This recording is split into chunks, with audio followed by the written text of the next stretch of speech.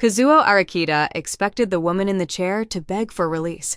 Instead, she looked past him, studied a sealed wall inside a house no journalist should have known, and asked why the passage behind it had been closed after 2018. 10 minutes later, she noticed a security camera his own men swore was dead. By then, Kazuo understood that abducting the wrong woman might not have been the mistake. The order had been simple. Naomi Shiraishi was to be intercepted after leaving a private archival facility in Yokohama, questioned away from public view, and released before anyone could establish where she had gone. He had not needed to.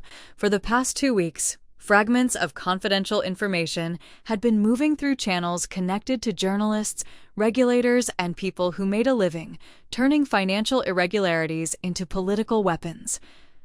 Several of those fragments pointed toward shipping companies linked to the Arakita name. The timing was bad enough to make every mistake expensive.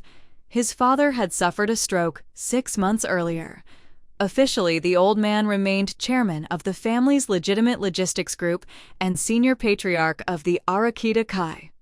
In practice, he could work for only a few hours each day, and every captain beneath him had begun calculating what would happen when those hours became zero. Kazuo was the heir. That did not mean they had accepted him. He was 36.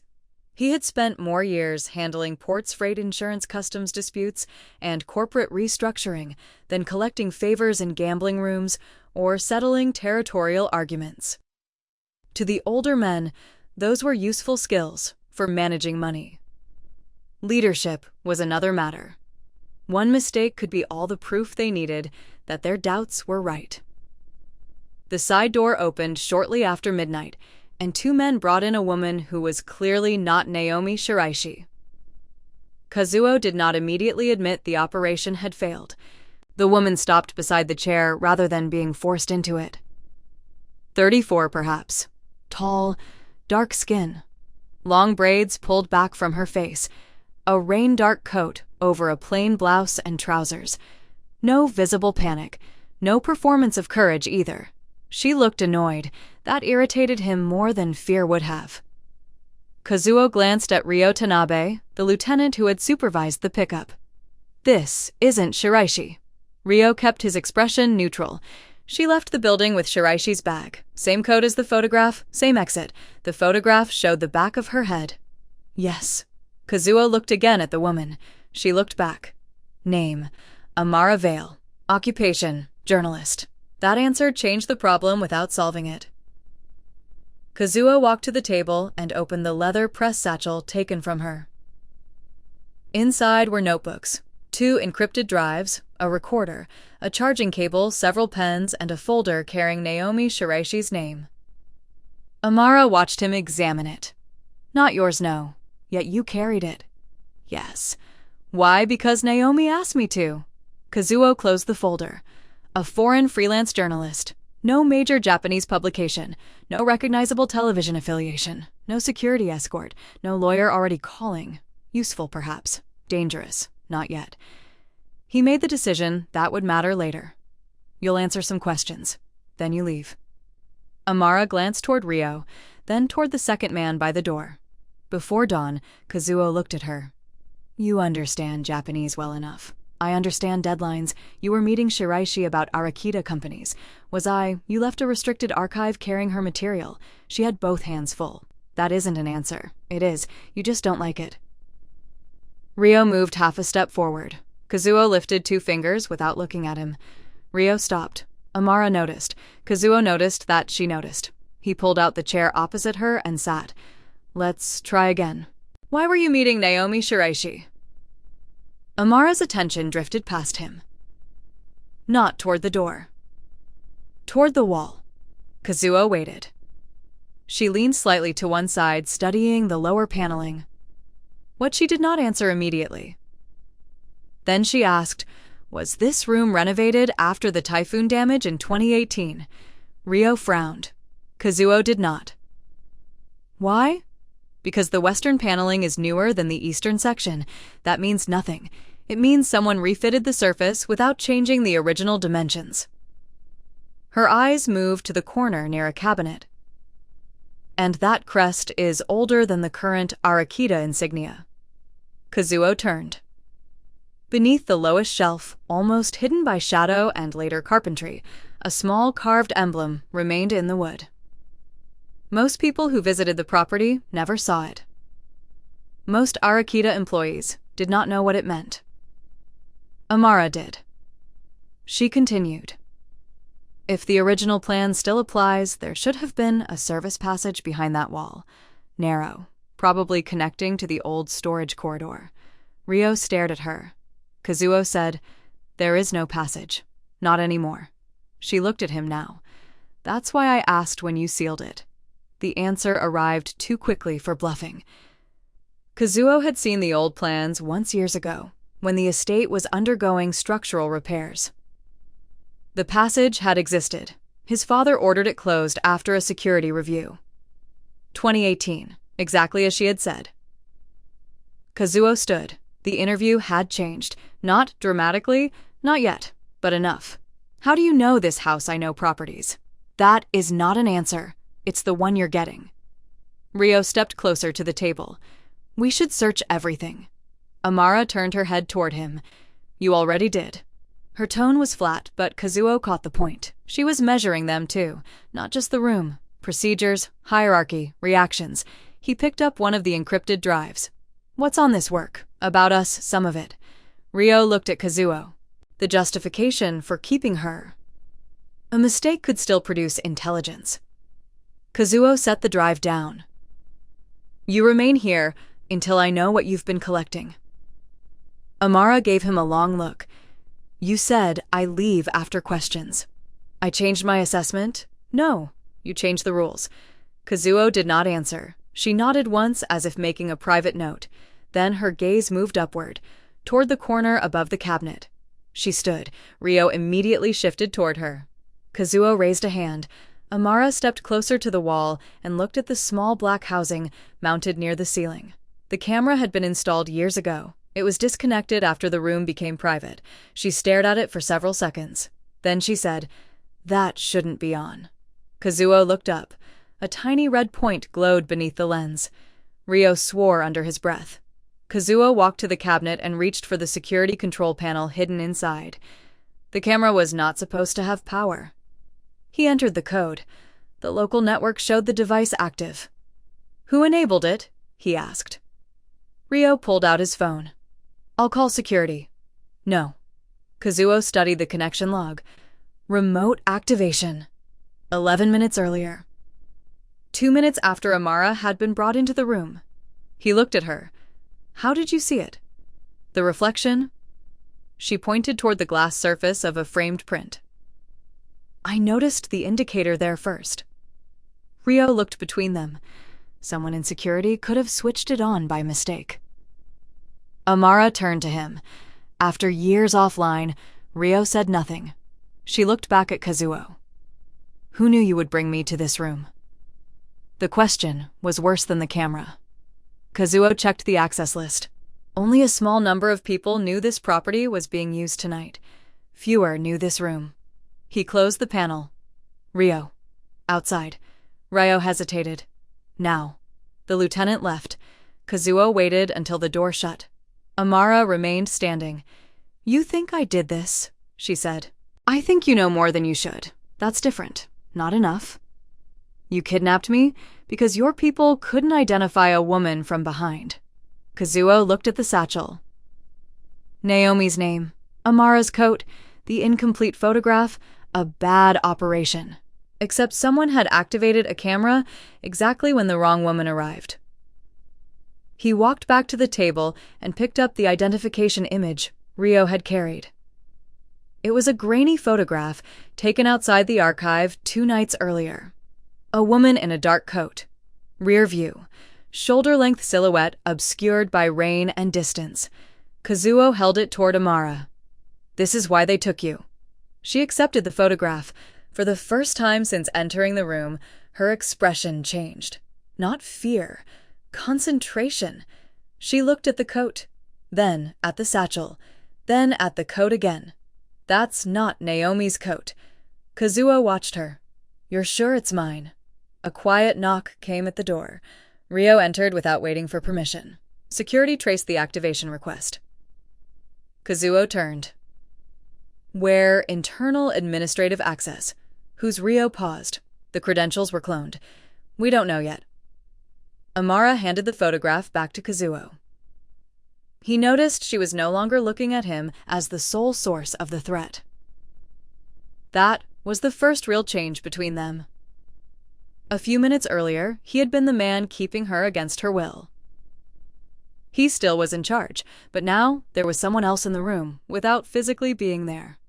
Someone who had known where she would be. Someone who had wanted proof. Kazuo gave Rio new instructions. No outside calls. Lock down access logs. Move her. Amara looked at him.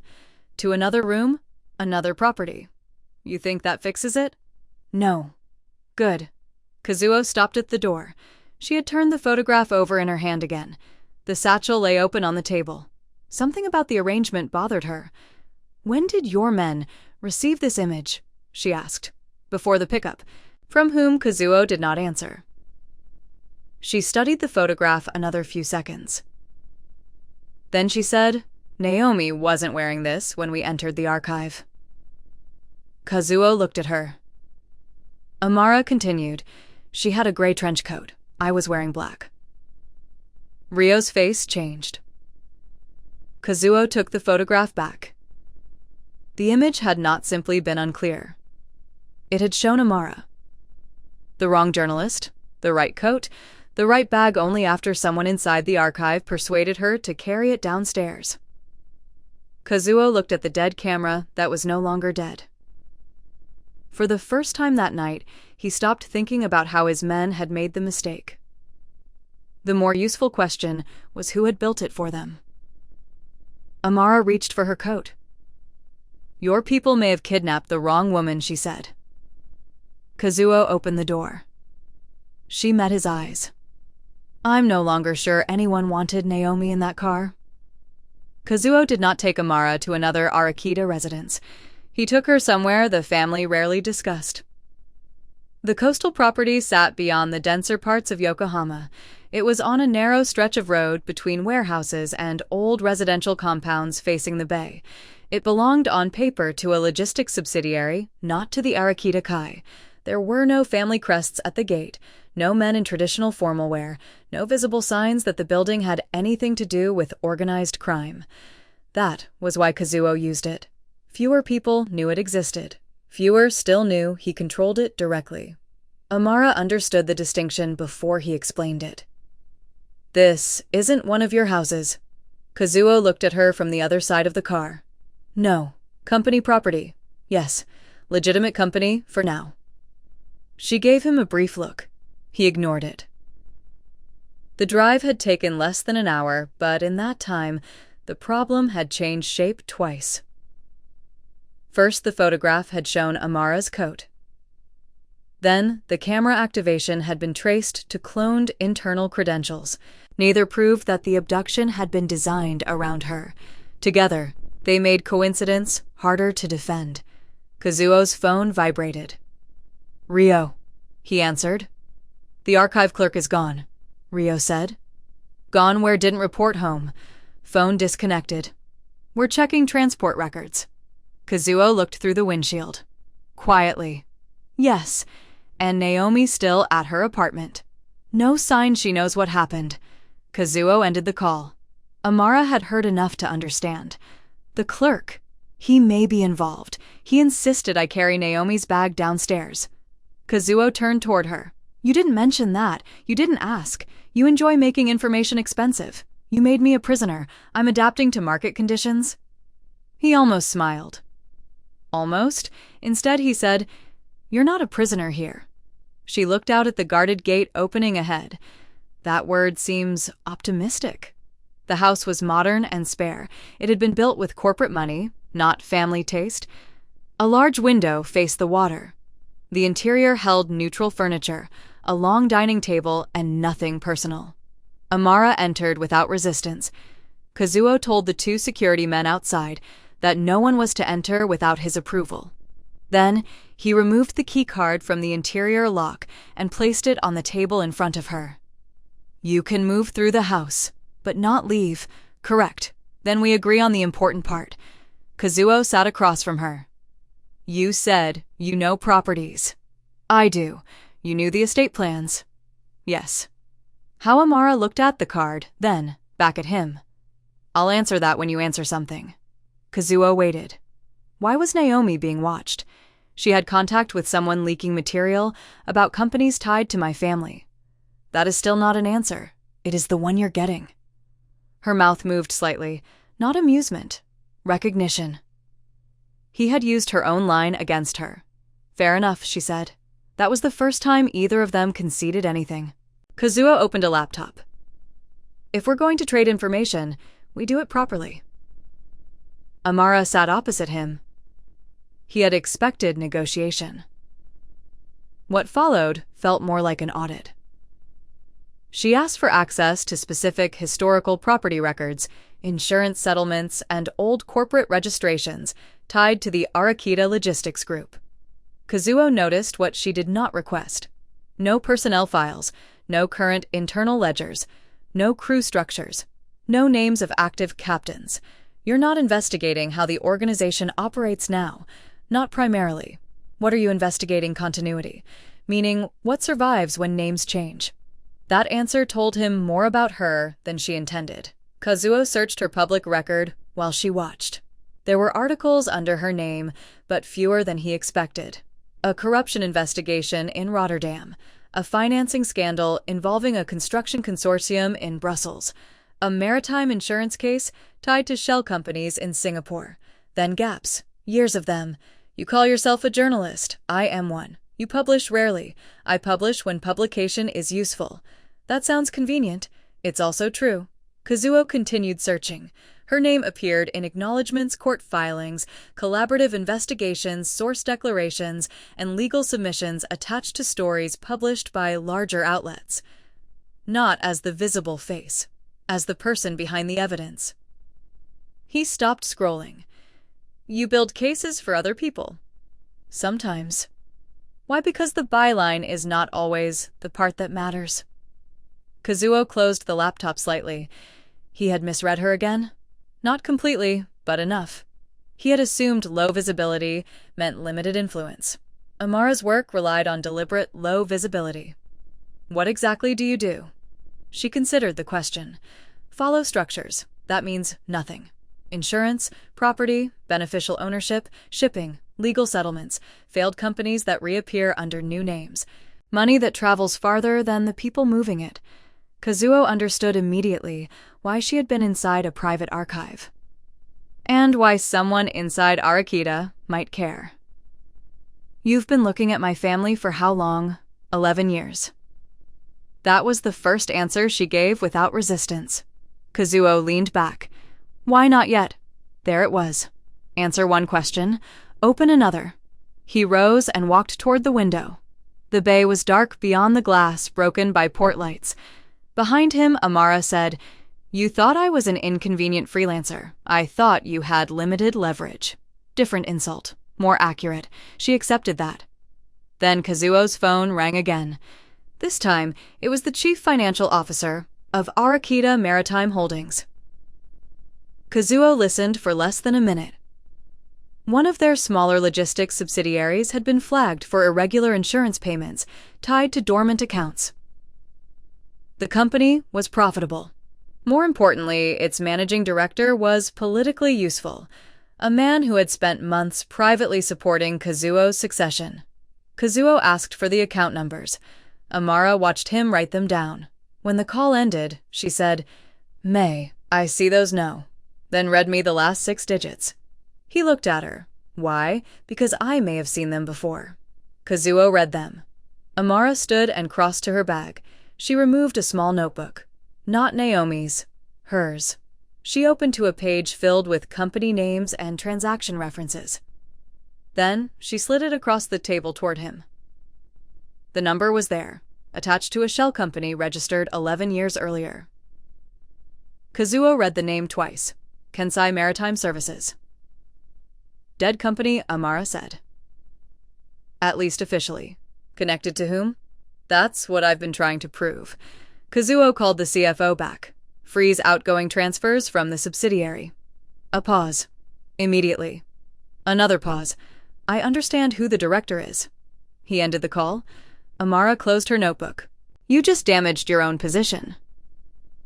Kazuo looked at her. If those accounts are compromised, waiting would be worse. The director supports me. That answer will cost you. Probably. For the first time since the abduction, Amara looked at him without the distance she had kept. Not trust. Something closer to recalculation. He had made a choice against his own immediate advantage. That mattered to her. Later that night, he gave her access to a limited archive of historical property files. Not everything. Enough to test her. Amara worked quickly. She rejected 2 records as irrelevant and marked 3 for comparison. She stopped at an old scanned photograph attached to a property dispute file. Kazuo came around the table. The image showed 4 men outside a warehouse near the port. One was his father, 20 years younger. Kazuo recognized another immediately. Masato Kurobane. The third man was unfamiliar. Amara touched the 4th. Daiichi Kurobane. Kazuo looked at her. Masato's brother.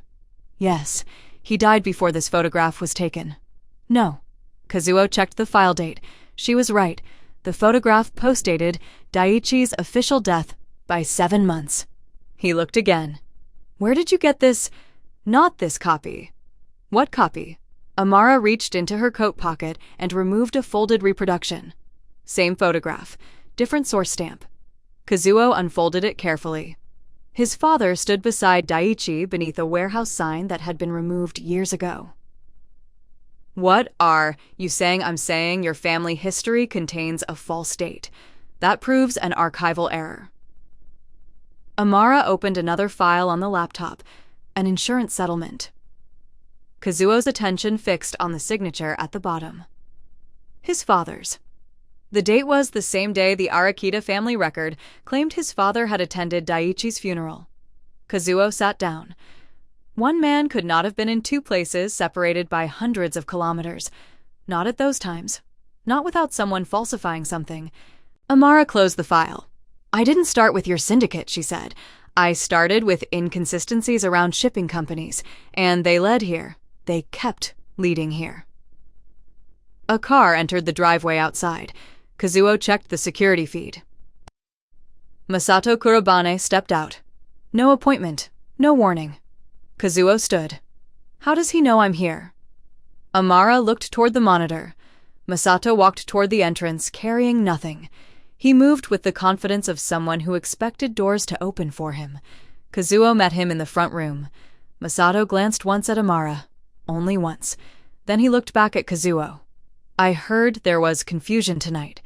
Kazuo said nothing. Masato continued. A journalist. Wrong target. Internal security problem. Too much detail. Too quickly. Kazuo watched him. Masato gave Amara another brief glance. Document people are troublesome, he said. They tend to believe paper more than memory. Amara did not react. Kazuo did. He had never told Masato what kind of journalist she was. Not her specialty. Not her research. Not the documents. Nothing. Masato stayed less than 10 minutes. He offered assistance. Kazuo declined it. When the door closed, Amara walked back to the table. She placed the old photograph beside the insurance record. Then, she added her notebook open to the shell company account. 3 separate pieces. 3 different years. One pattern beginning to form. Kazuo's phone vibrated again. A message from one of the senior captains. Then another. Both asked the same question in different words. Was Kazuo hiding a foreign journalist at a company property? He looked toward the door Masato had just used. Amara followed his gaze. Then she pointed at the old records. Kensai Maritime appears in 3 scandals, blamed on Arakita-linked crews, she said. Each time the company changes names, each time the same nominee structure survives. Kazuo read the pages. Amara continued. Someone may not simply be stealing from your family. She looked at the photograph of Daiichi Kurobani. They may have been manufacturing the version of your family everyone believes. By morning, Kazuo had lost 2 votes he had not realized were fragile. The first message came from a captain who had supported him for nearly a year. The second arrived 10 minutes later from another man whose crews handled protection contracts around the eastern docks. Neither accused Kazuo of anything directly. They simply informed him that under current circumstances, they could no longer commit to his succession. The language was polite. The meaning was not. Someone had turned his decision to freeze the logistics subsidiary into evidence that he was destabilizing his own house. Amara read neither message. She did not need to. Kazuo had spent the previous hour making calls from the far end of the coastal residence. Each conversation had grown shorter than the last. When he returned to the table, she had arranged the shell company records in chronological order. Kensai Maritime changes its legal identity 4 times, she said, but the beneficiaries don't change much. Different names, same proxies. Kazuo looked at the pages, and every time Arakita is investigated, one of these entities gains something. Insurance settlements, distressed assets, contracts transferred at below market value. Who controls them? That part is layered. You said that yesterday? Because it's still true today. He sat across from her. She pushed one record toward him. This one matters. A warehouse subsidiary had collapsed after a customs investigation 15 years earlier. Publicly, the loss had been blamed on an Arakita-linked smuggling operation. The surviving assets had then been purchased by another company at a fraction of their value. That buyer later folded into a holding controlled through nominees tied to Masato Kurobane. Kazuo read the document twice. If I move against these companies without proof, Masato will call it a purge. He already is. Kazuo looked up. Amara turned her laptop toward him. A private message board used by financial reporters had begun circulating an anonymous claim. It said Kazuo was removing longtime Arakita loyalists while secretly sheltering a foreign journalist tied to the leak investigation. The phrasing was careful. No direct accusation, just enough to spread. Kazuo closed the screen. How did they get your name? They don't have it yet. They will. Yes. He stood and called Rio. Bring in Sakamoto. Amara looked at him. The logistics director. Yes. You froze his accounts last night, and now I want his internal access terminated. That will make your captains think the rumors are true. It will stop him moving records. It will also tell whoever built this system exactly where you're looking. Kazuo paused before answering. So, your recommendation is to leave him in place. My recommendation is to stop pretending every problem can be solved by removing a person from a chair. He ended the call before Rio answered. For a moment, neither spoke. Then Kazuo said, You think I'm protecting the structure? I think you were raised inside one. That's not the same thing. No, but it creates habits. The disagreement did not end the cooperation. It changed it. By noon, they had divided the work differently. Kazuo used internal records to identify which subsidiaries had been shielded from scrutiny. He traced those protections back years. Amara compared those names against external settlements, insolvencies, and insurance claims. The pattern sharpened, and then something appeared that did not fit. An encrypted package arrived in Amara's private drop account. No sender, no message, just 12 documents. She opened the first. Kazuo saw his own name in the header. The files appeared to show authorizations for bribes, unauthorized payments, and 2 operational orders tied to violent disputes several years earlier. He watched her read. How bad if they're real? Yes. Bad enough to make your succession irrelevant. Kazuo pulled out the chair beside her. She did not hand him the laptop. Instead, she opened the metadata, then another document, then a third. What are you looking for, consistency? They all have signatures. That proves very little. She checked timestamps and file histories. Formatting and fonts next. Kazuo waited. Amara finally leaned back. I wouldn't publish these. Why? Because someone wants me to. That's your reason. It's the first reason. She opened one of the older financial authorizations. The template is wrong. Kazuo looked closer. Wrong. How this form uses a compliance footer introduced 3 years after the date on the document. He stared at it. She opened another. And this one references a corporate entity that did not exist yet. Kazuo sat back. They're fabricated. Probably. Probably good investigators keep that word until they can prove otherwise. He studied her for a second. You could release them anyway, and destroy you with fake evidence. It would make your career. Amara looked at him. No. It would make my career depend on whoever sent them. That answer stayed with him. He had expected journalists to fear being wrong. Amara feared being made useful. Being made useful. He asked, "Has this happened?" Before she did not answer immediately. Then she closed the laptop. 6 years ago, I worked on a financial network operating through Belgium and the Netherlands. We had documents tying several companies together. They survived legal review. Editors signed off. What happened? One batch was forged. 1-1 was enough. Her voice remained level. The genuine material became contaminated by association. People stopped asking which documents were real. They asked whether I could be trusted. Were you cleared eventually?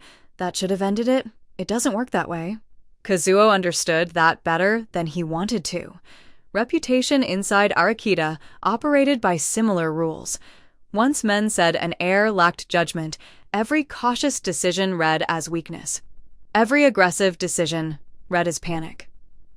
He said, "So this is meant to discredit you. And possibly you. 2 problems at once. Maybe 1 problem using 2 people." That was the closest either had come to saying aloud that their vulnerabilities were becoming connected. Kazuo rose and walked to the window. "You should leave Japan." Amara laughed once, not because it was funny. "No, I can move you somewhere outside the country before this gets worse. That is not protection. It is if you stay alive and keep your reputation. It is control with better travel arrangements." Kazuo turned. If Masato is involved removing me, proves I can be moved. You think staying makes you harder to manipulate? I think choosing for myself does. He took a moment before answering. My father taught me that anything people know, you value, becomes leverage. That sounds exhausting. It was useful. Was it? The question landed differently because she was no longer speaking as his captive. She was speaking as someone who had watched him surrender votes money and political safety because he refused to bury evidence. Kazuo said, "It kept him alive." Did it let anyone know him? He did not answer. Amara returned to the forged documents. That evening, Rio arrived with worse news. The senior counsel had issued a formal request. Amara Vale was to be surrendered for questioning. They described her as a foreign actor interfering in an active succession dispute. Kazuo read the notice once. Then again. Rio said, "If we refuse outright, they'll say Masato was right." Amara stood across the room. "What happens if you comply?" Kazuo folded the notice. "They take you somewhere I don't control. That wasn't the question. They will pressure you to identify sources. And if I refuse, they'll decide refusal proves hostile intent." Amara picked up her bag. "I'm not going. I know." Rio looked at Kazuo. "Then we have a problem." Kazuo walked to the bookshelf and removed an old procedural manual used in succession disputes. Most of the rules had not been invoked in decades. One had. A witness supplying evidence relevant to succession could be placed under neutral protection until formal review. Kazuo read the passage. Then he signed the declaration. Rio stared at him. "You understand what this does?" "Yes." "It makes her part of the succession case?" "Yes." "Officially." Kazuo handed him the paper. "File it." Rio left. Amara watched the door close. "You just made me impossible to ignore. I made it harder for them to take you, and easier for them to use me against you." Yes. It was the first time Kazuo protected her without pretending the cost belonged only to him. Amara looked down at the forged documents. Then she reached inside her coat and removed a small, encrypted drive he had never seen before. "My investigation didn't begin with Naomi," she said. Kazuo waited. "It began with something my mother left me." Before he could ask more, she opened the archive building's security footage they had obtained earlier. She moved through the timestamps, the clerk handing her Naomi's satchel, the target photograph sent to Kazuo's team, the camera activation inside the Arakita estate. 3 events, too close together, too coordinated. Amara stopped the footage. "You didn't take me by accident because I was carrying the wrong bag." Kazuo looked at the sequence. Then he looked at the drive in her hand. "Then who are we supposed to take?" She met his eyes. "Me." Amara did not hand Kazuo the encrypted drive. She placed it on the table between them. For 3 chapters of their acquaintance, every important object brought the same risk. Whoever held it controlled the next move. Naomi's satchel, the forged files, the photograph of Daiichi Kurobane. Now this. Kazuo looked at the drive. "Your mother's yes. You said it started your investigation." "It did." "And you still haven't told me what's on it?" "Because I didn't know." That answer stopped him. Amara connected the drive to an isolated laptop. She entered a sequence of passwords. Folders appeared. Most were filled with strings of numbers. Vessel codes, dates, insurer abbreviations, and old corporate identifiers. Kazuo scanned them. "This is accounting." "No, it looks like accounting." She opened one file, then another. "My mother worked forensic finance before I became a journalist. International shipping, cross-border compliance, disputed ownership structures." "You never said she worked in Japan?" "She didn't. Not permanently." Amara pulled up a scanned memorandum bearing the name Helena Vale. 23 years earlier, Helena had been retained by an international shipping consortium whose clients included several companies doing business with Arakita-controlled ports. Kazuo leaned closer. Amara continued. She found unusual transfers connected to Daiichi Kurobane, Masato's brother. Yes, at first she thought he was stealing. Kazuo looked at the old photograph still lying on the table. He wasn't. "I don't think so." She opened a second record. Daiichi had been redirecting money out of criminal revenue streams and into legitimate trusts, legal reserves, and traceable accounts. Not enough to enrich himself, enough to preserve evidence. Kazuo understood before she said it. He was building a record. Amara nodded. Against someone. Masato. "I didn't know that until now." Kazuo looked at her sharply. "That's convenient. It's the truth. You've suspected him since the photograph. I suspected his network. That is not the same as proving motive." She pulled the drive free. "My mother kept this because Daiichi disappeared before she could establish what he was doing. Years later, she gave it to me with instructions to verify everything independently. Why coded? I thought the code protected the evidence.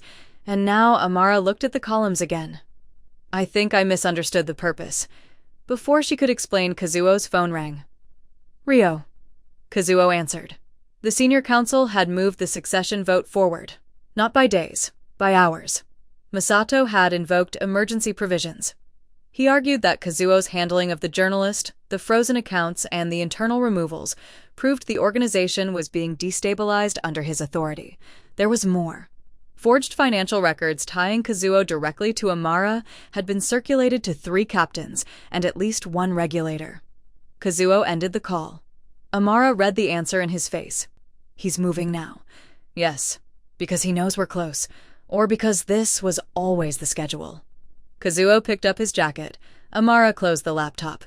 "Where are you going to the council? To defend your succession, to stop Masato controlling the room." "That sounds like the same thing." "It isn't." She watched him.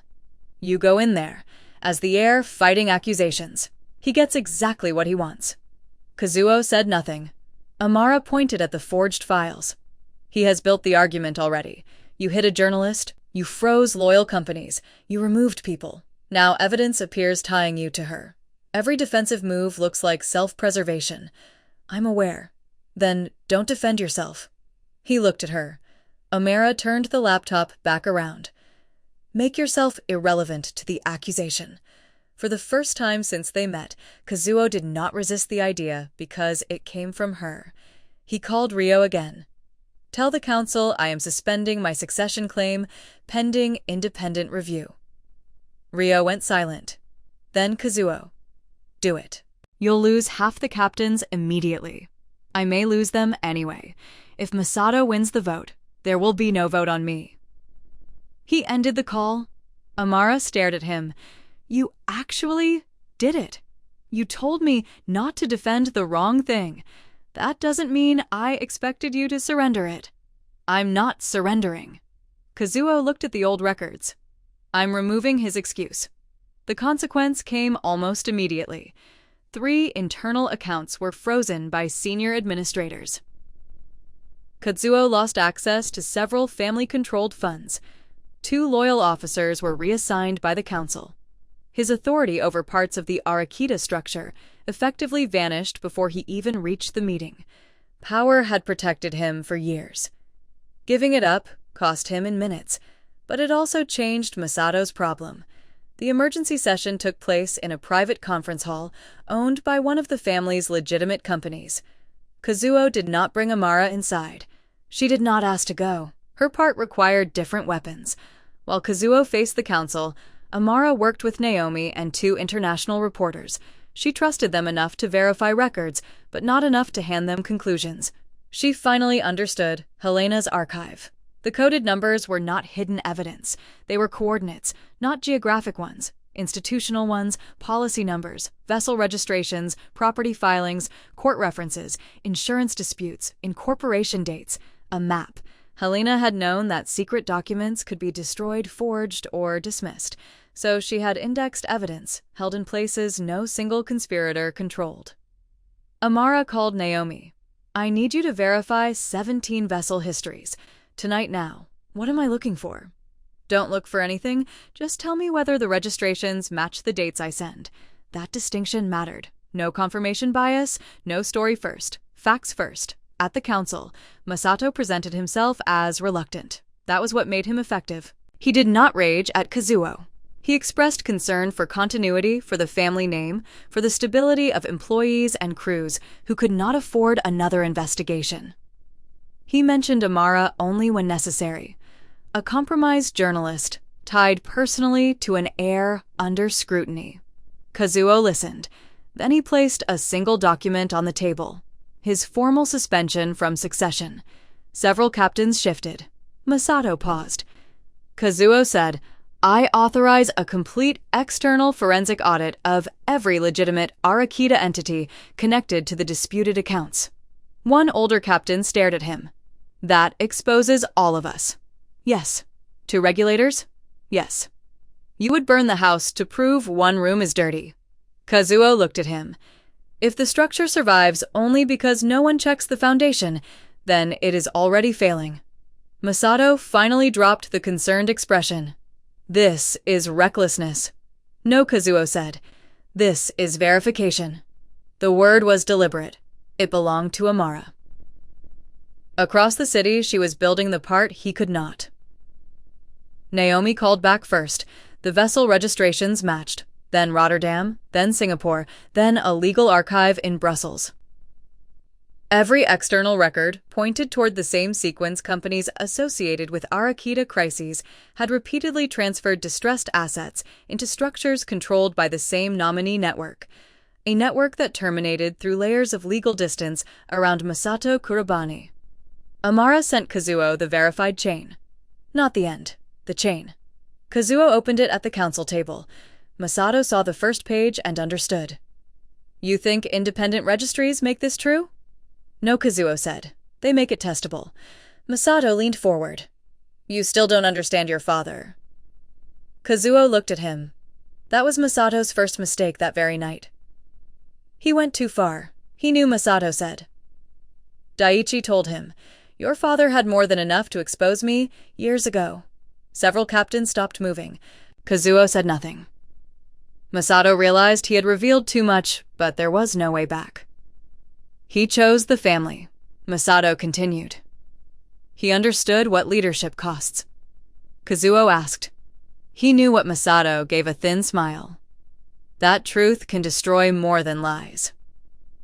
Kazuo reached into his case and removed a sealed statement his father had dictated months before the stroke worsened. Kazuo had kept it private because it implicated not only Masato, but the old chairman himself. He had meant to protect his father's remaining reputation. That protection had become the last part of the same corruption. He broke the seal. His father's testimony confirmed that Daiichi had discovered a parallel financial network controlled by Masato. It confirmed that Arakita leadership had concealed the investigation after Daiichi vanished. They had feared an internal war. It did not absolve Kazuo's father. It condemned his silence. Kazuo placed the statement beside Amara's verification chain. Masato's power did not collapse outright. It drained out of the room. The men who had trusted him began rereading decisions they once considered necessary. Old investigations, sudden bankruptcies, convenient scandals, promotions that followed disasters. The pattern was visible now. Once visible, it could not be pushed back into doubt. By midnight, the council suspended Masato's authority pending criminal and corporate review. His access to accounts and internal command structures was revoked. Several captains refused to support any succession process until the audit was complete. The system he had spent decades manipulating still existed. But he no longer controlled the story, holding it together. When Kazuo returned to the coastal residence, Amara was sitting at the table. The encrypted drive was beside her. Neither of them celebrated. His succession was gone. His father's name would be dragged into public scrutiny. Several Arakita companies would probably not survive the audit. Amara's mother's work, once anonymous, would soon become part of an international investigation. Kazuo sat opposite her. You were right about the archive.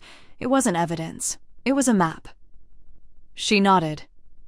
And you were right about my father. Kazuo looked toward the dark window. No, Masato was. Amara waited. My father chose silence. To protect the organization. Yes, and you didn't. Kazuo looked back at her.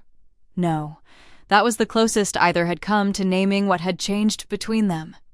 He had trusted her method over inherited loyalty. She had trusted him with the truth her mother had spent decades protecting. They had not promised each other anything, but they had already made decisions that could not be taken back. On the table between them lay the cost of those decisions. The old photograph. The exposed accounts. Helena's archive. And a future in which neither of them could return to the person they had been before the wrong woman entered the right room. The first company to fall was not the one Kazuo expected. Arakita Maritime survived the initial audit. 2 smaller subsidiaries did not. One had been used for years to absorb liabilities created by Masato's network. The other had existed almost entirely to move contracts between legitimate and compromised entities without drawing attention. Regulators placed both under external control within a week. The effects moved quickly after that. Senior captains resigned before they could be removed. Several longtime advisors stopped answering calls. Others cooperated with investigators once they understood how much of the record could now be verified outside Arakita systems. Masato was formally stripped of his internal authority and placed under investigation for financial fraud, conspiracy, and falsification tied to the parallel network he had built. He did not disappear dramatically. There was no final confrontation. His punishment was more precise. For years, Masato had survived by controlling interpretation. He had turned scattered facts into whatever version of reality benefited him most. Now, every statement he made was tested against records he could not alter. His greatest weapon had become useless.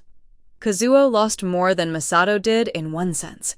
He lost the future he had spent his adult life preparing to inherit. The Succession Council never reconvened. There was nothing left to inherit in the old form. At first, several captains urged him to rebuild. The younger factions still respected him. Some legitimate assets remained profitable. Enough loyal men would have followed him into a smaller, cleaner organization if he wanted it. Kazuo refused. He dissolved the formal succession structure instead. The remaining legitimate companies were separated from the criminal associations wherever legally possible. Boards were replaced.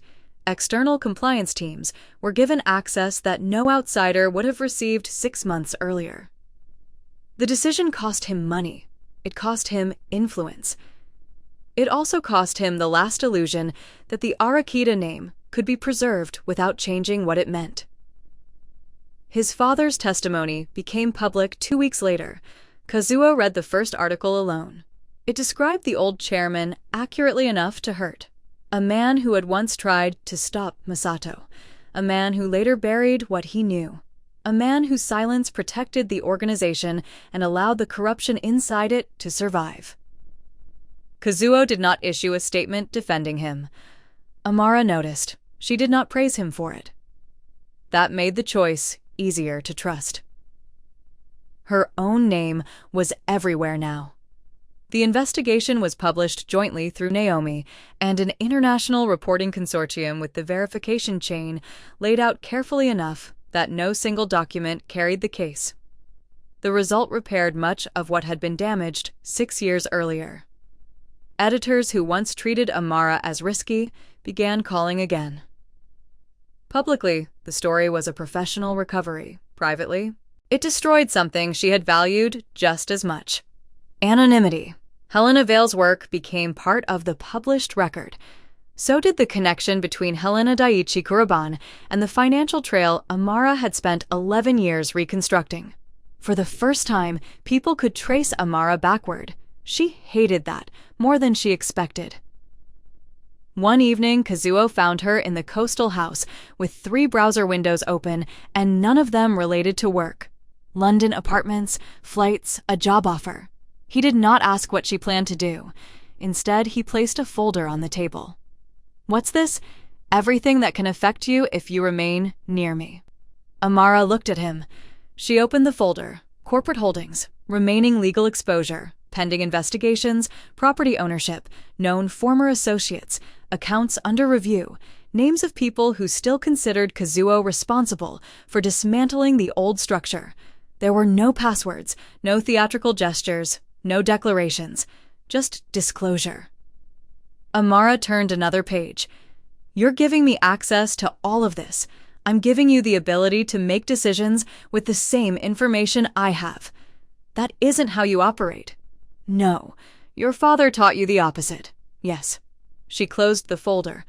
Kazuo remained standing. He did not ask her to stay. That mattered more than if he had asked. Amara said, "You know I'm not moving into one of your houses." "I know. I'm not giving up my work. I didn't ask. And if you decide I need protection, you tell me before placing 3 men outside my building." 2. She stared at him. He corrected himself. "I tell you first." That almost made her smile. Almost. The job in London remained open for another week. She turned down the permanent relocation. Not the work. She negotiated a split arrangement instead. Yokohama would be one of her bases with Europe still on her reporting schedule. She kept her apartment. Kazuo kept his. They also stopped pretending there was nothing to announce. Months later, the coastal property looked different. The private security team was gone. Part of the building had been converted into offices for the restructured logistics company.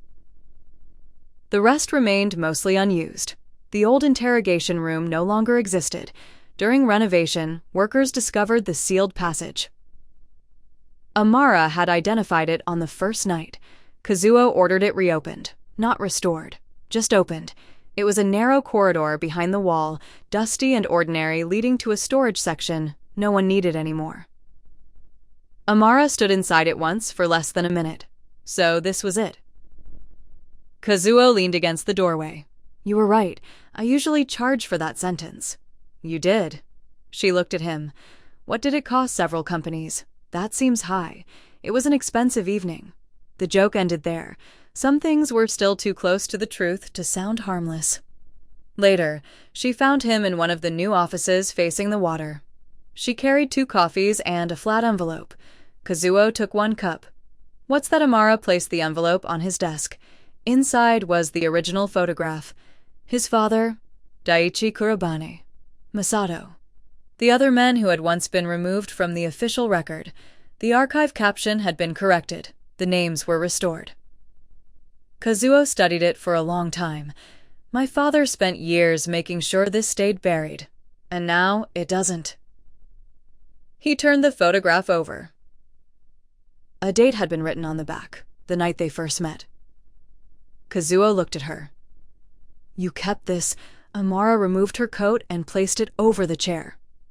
I keep verified records. He laughed quietly, not because the line was clever, because it no longer sounded like a warning. He reached across the desk, not for her wrist, not to pull her closer. He placed his hand palm up between them. Amara looked at it for a moment. Then she put hers over it. No promises about safety. No claims that the past was finished. No illusion that either of them had escaped consequence. Outside the office, the old passage remained open behind the renovated wall. No guards watched it. No one had bothered to seal it again. Trust began where protection stopped requiring permission to control. Subscribe and tell me in the comments where you're listening from and what you think really changed them.